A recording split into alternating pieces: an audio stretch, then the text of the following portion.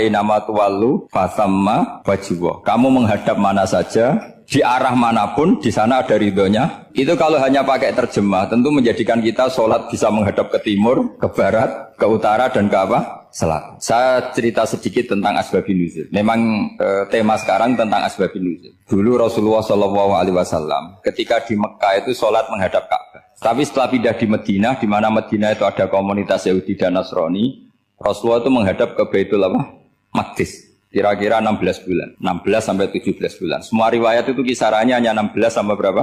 17 bulan. Sehingga orang Yahudi itu bilang begini, Muhammad ini baiklah, meskipun dia membawa agama baru, tapi kiblatnya masih ikut kita, masih baik kan. Setelah 16 bulan, Nabi diperintahkan Allah untuk menghadap ke Ka'bah.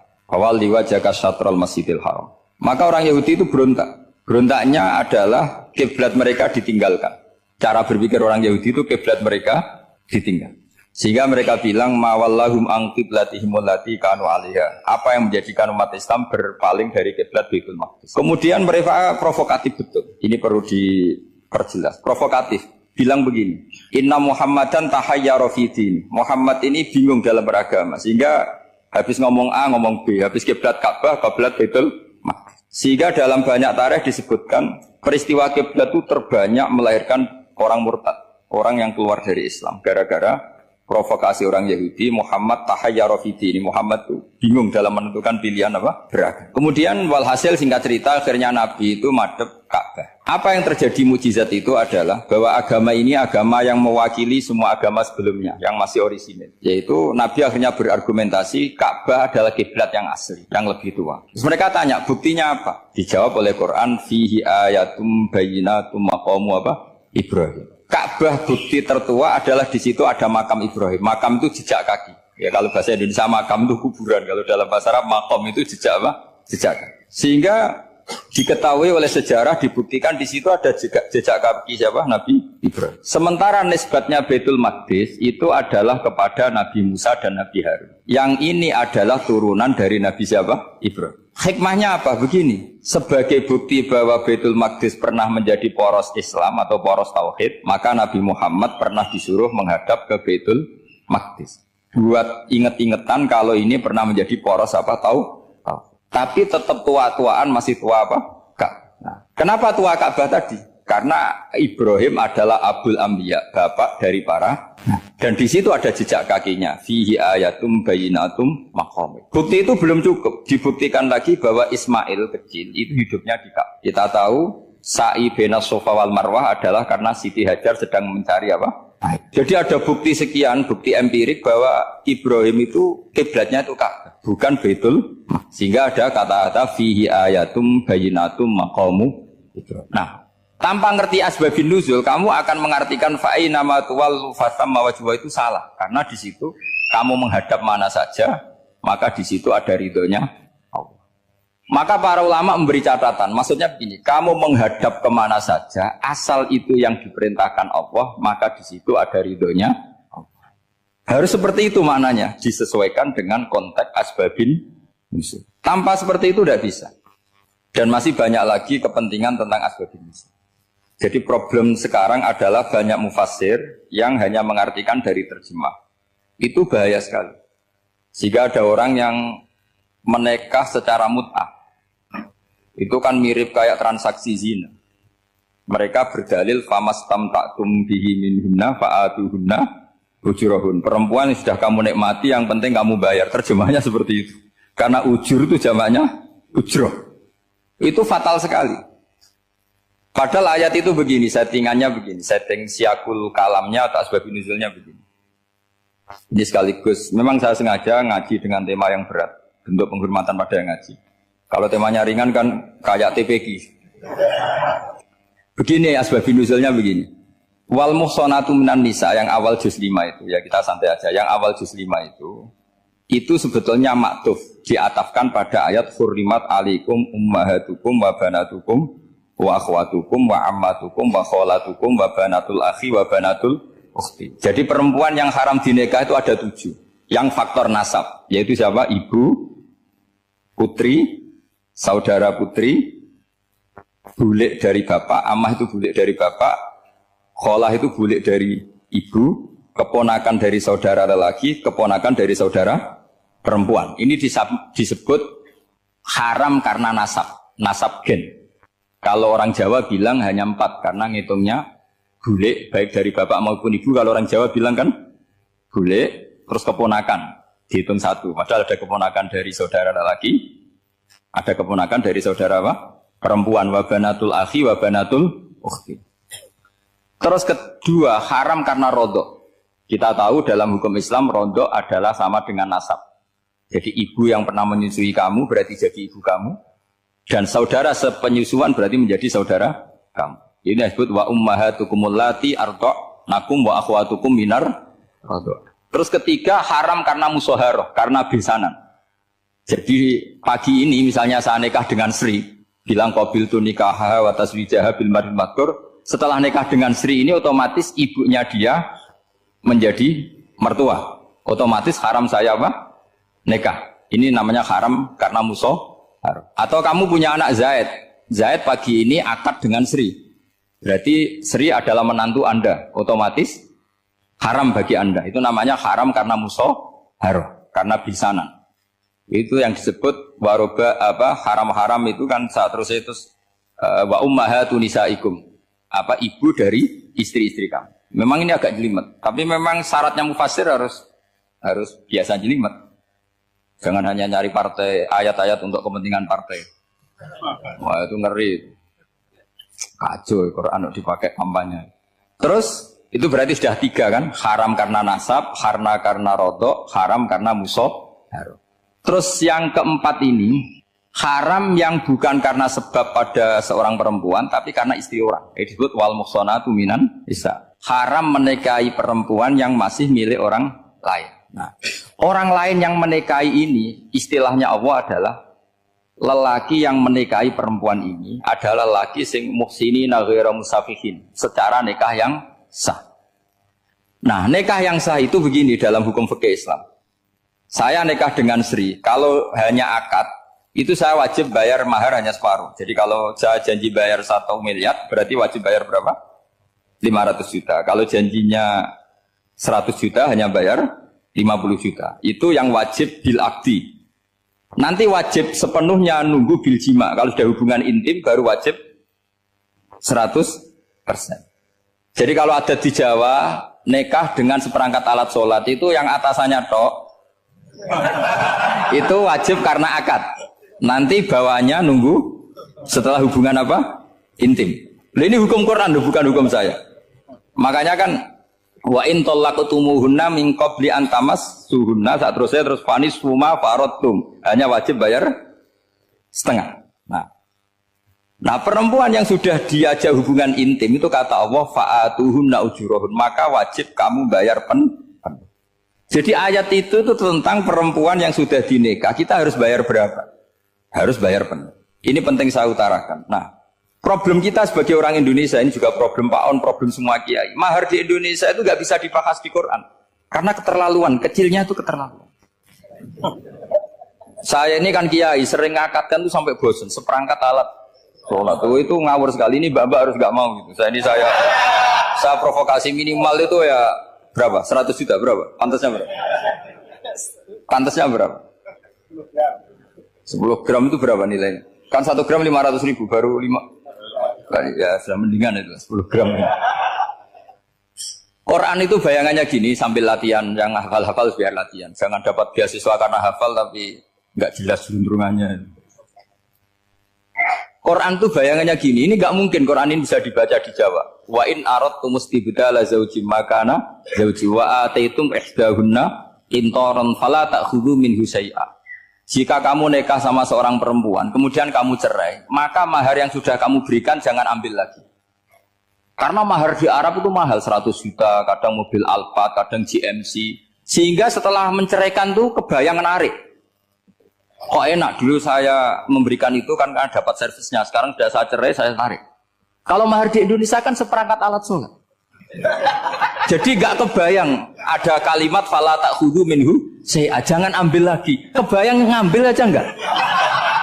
Apalagi kalau nikahnya sudah 2 tahun kan sudah lusuh, sudah.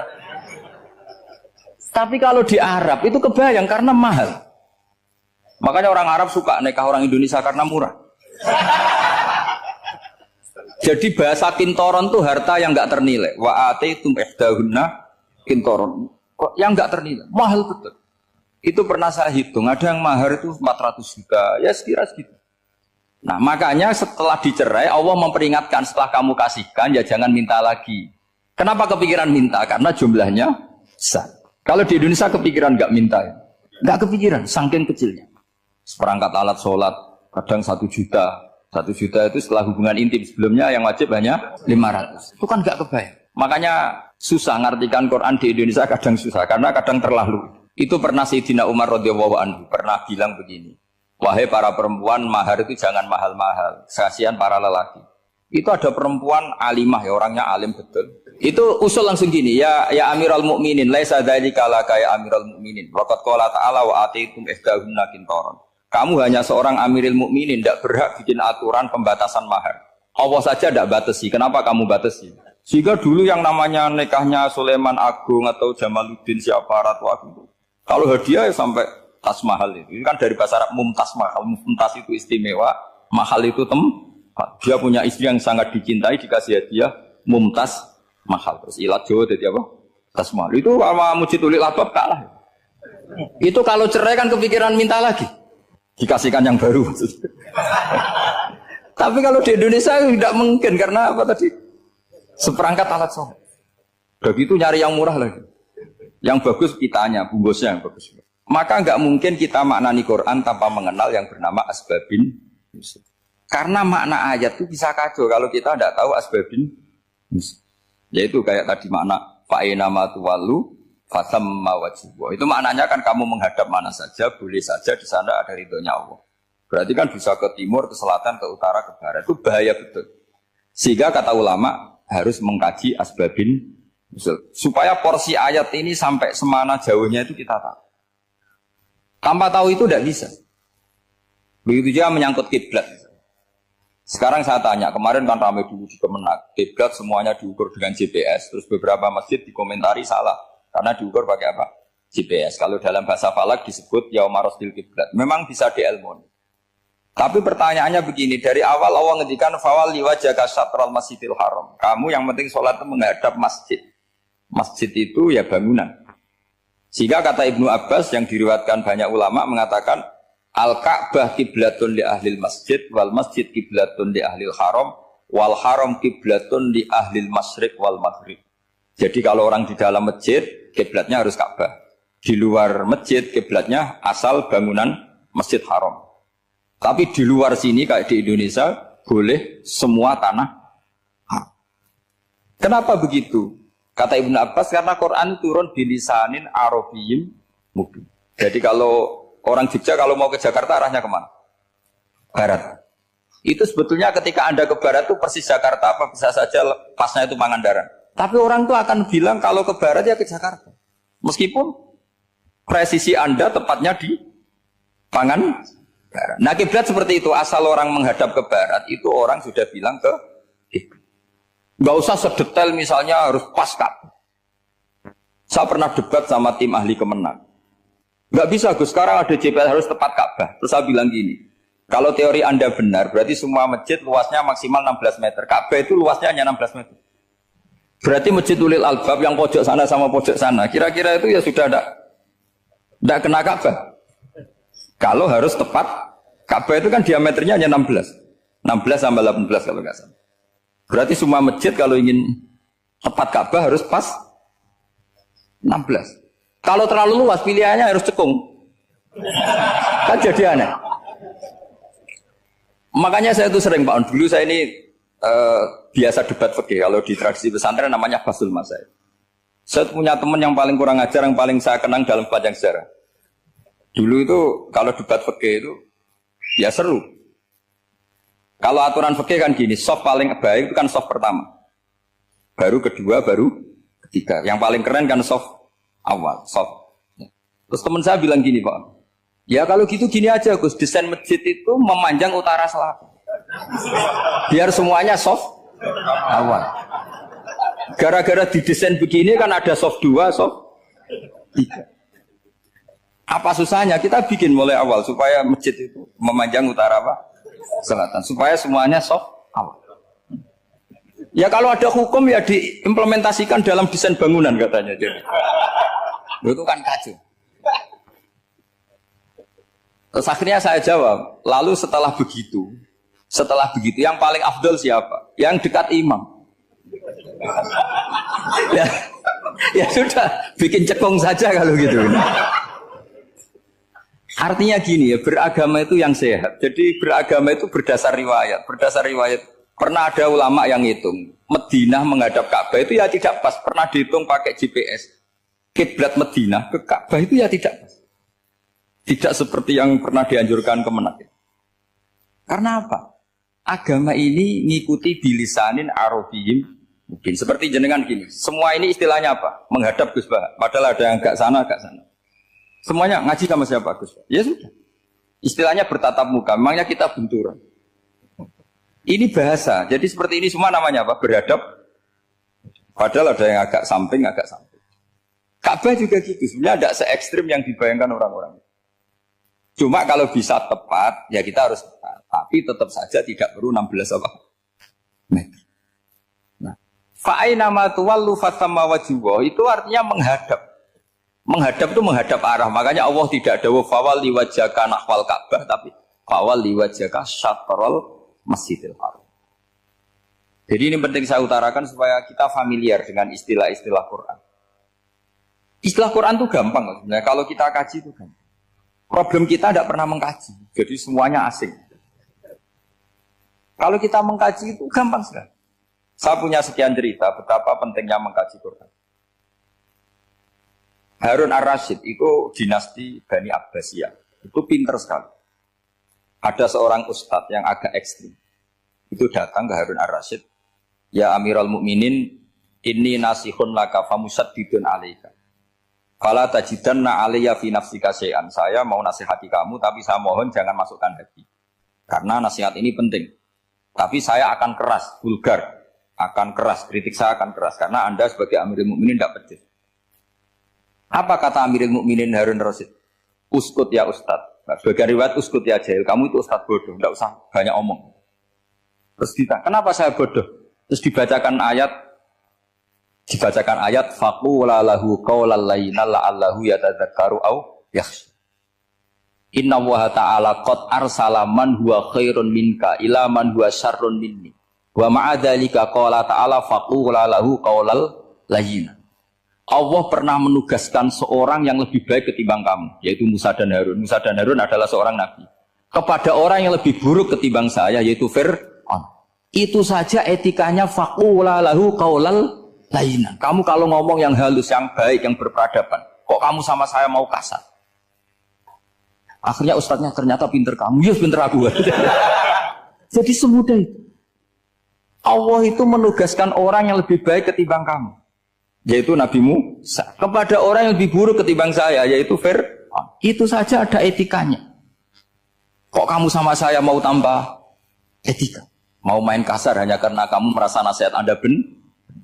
Jadi gampang sekali memahami Quran. Tapi lagi-lagi memang bagi ahlinya. Tapi ini saya bantu supaya sampean jadi ahli apa? Quran. Meskipun ngajinya sebulan sekali. Sudah sebulan sekali tidak punya kitabnya. Sudah.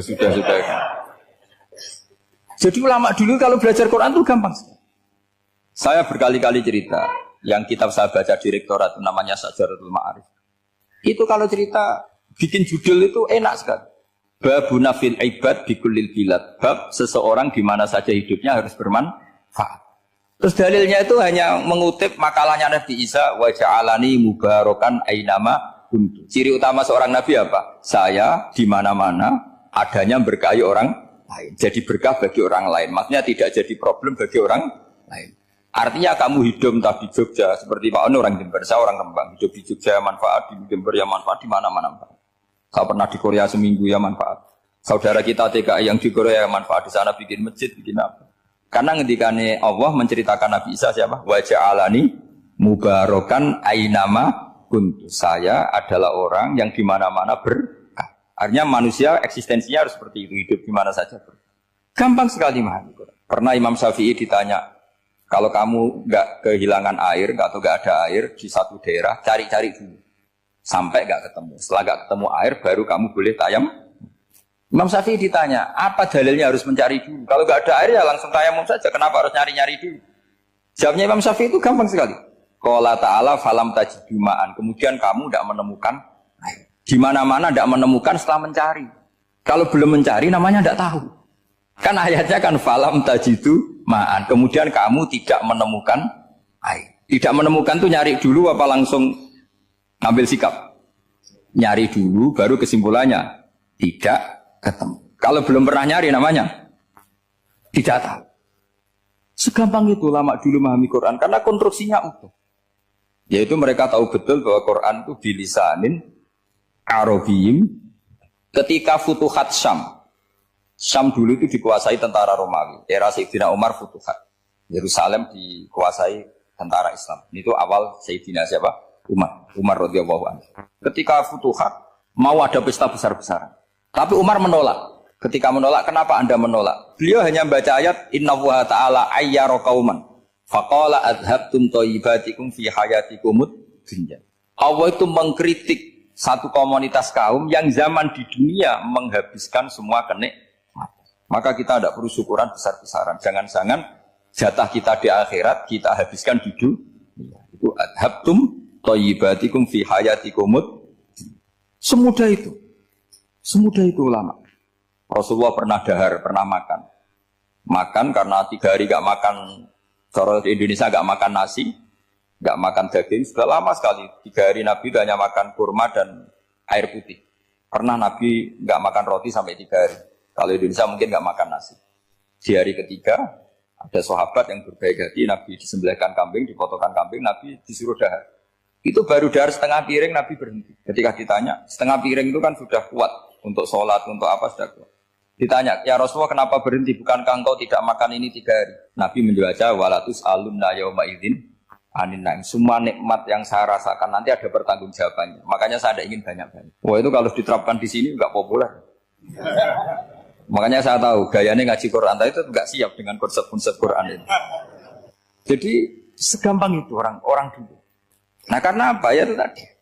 Mereka tahu asbabun nuzul. Quran itu diturunkan dalam konteks apa? Lafat ini arahnya kayak apa? Mutlak muqayyadnya kayak apa? Muhkam mutasabihnya kayak apa? Nasah mansuhnya kayak apa? Nah sedikit saya cerita ini mungkin contoh terakhir supaya agak lama-lama, nanti bingung kalau lama. Yang bingung ya saya. Bingung cara memahamkan. Jadi kalau guru itu kan bingung cara memahamkan. Kalau murid bingung cara memahami. Gak tahu tingkat kebingungannya sama. Kalau guru itu bingung cara memahamkan. Kalau murid bingung cara. Jadi ini pertemuan 2 kelompok bingung. Yang satu bingung cara memahamkan, yang satu bingung cara. Kalau orang ekstremis bingung cara merusak suasana. Itu nggak benar itu. Ada loh. Rasulullah itu nabi. Itu paling pusing yang ngadepi orang-orang yang ekstrim. Karena apa? Cara berpikir itu lompatannya itu nggak tertib. Jadi Nabi itu cara berpikir itu kecerdasan nubuah. Sementara orang ekstrim cara berpikir itu kecerdasan nafsu. Bukan kecerdasan manusia. Kalau manusia masih baik nafsu. Misalnya begini, kalau dalam tradisi nubuah itu. Saya dengan Pak Anu berteman lama. Mulai tahun 2000 berapa. Itu kalau Pak Anu bertamu ke saya, harusnya tidak usah tak kasih makan. Karena sudah dekat. Tapi kalau kenalan baru itu dikasih makan, disangoni. Jadi Nabi itu perilakunya agak unik. Akhirnya ada orang yang cara berpikir itu dangkal. Ya Rasulullah ini tidak fair. Yang iman lama tidak diservis, yang iman baru diservis. Cara berpikir Nabi begini, seorang Ansor itu kan sering memberi Nabi. Perjuangannya Nabi ditopang orang apa? Ansor. Donatur lah, kira-kira orang Ansor itu donatur. Donatur itu keren. Karena donatur itu artinya al-yadul ulya khairum al-yadis. Sehingga ketika Nabi sudah menguasai negara, menguasai Mekah, Madinah, sudah futuhat. Itu orang Ansor tetap tidak diservis. Yang diservis Nabi itu orang-orang baru masuk Islam, disebut wal mu'allafati Qulubu atau Islam mu'allaf. Ada 1-2 orang yang protes, tentu yang enggak pinter. Bukan protes pasti tidak pinter. Wong iskal-iskalnya sendiri, otaknya enggak sampai-sampainya sendiri, orang lain disuruh jawab. Makanya di sini tidak ada tanya jawab, nanti iskal-iskal kamu sendiri, bingung-bingung kamu sendiri, saya disuruh jawab. Berarti Gus Pak enggak mau ditanya, ya memang enggak mau karena tadi jawab sendiri aja, nanti pinter sendiri, kapan-kapan pinter sendiri. Akhirnya tanya begini, cara tanya gini, ya Rasulullah, ini nggak fair. Orang sudah Islam lama setelah negara terbuka milik Anda, setelah kita menang, setelah kita menguasai negara, tidak kamu servis. Sementara yang baru Islam kamu, Nabi itu bertanya senyum-senyum, rileks saja. Lama-lama tambah ekstrim pertanyaan. Kata Umar, ya Rasulullah saya beri izin untuk membunuh orang ini. Umar itu pikirannya karena mangkel lo Nabi. Nabi jangan. Kalau kamu bunuh, nanti apa kata orang banyak? Inna Muhammad dan Yaqtul Ashabah. Dikira Muhammad membunuh sahabatnya sendiri. Nabi masih mendengar. Komplainnya masih dengar. Lama-lama Nabi memberi penjelasan. Kamu ini orang Ansor. Kamu biasa memberi saya, memberi dana perjuangan. Memberi itu hebat. Saya tidak ingin menurunkan grade Anda. Grade sebagai pemberi, berarti kelasnya elit. Sekarang menjadi penerima. Itu tidak bagus. Itu betapa Rasul ini namanya kecerdasan nubuah. Kalau orang biasa memberi, biar memberi saja. Supaya dia tetap heroik, tetap patriotik, tetap keren. Karena mentalnya pemberi. Jangan sampai dari mental memberi, kemudian mentalnya peminta. Jadi kalau Pak On jadi tim suksesnya Pak Jokowi, dia tidak minta-minta. Kalau dulu kampanye, ya kampanye saja. Biar memberi terus nggak pernah minta. Meskipun akhirnya ya gelo.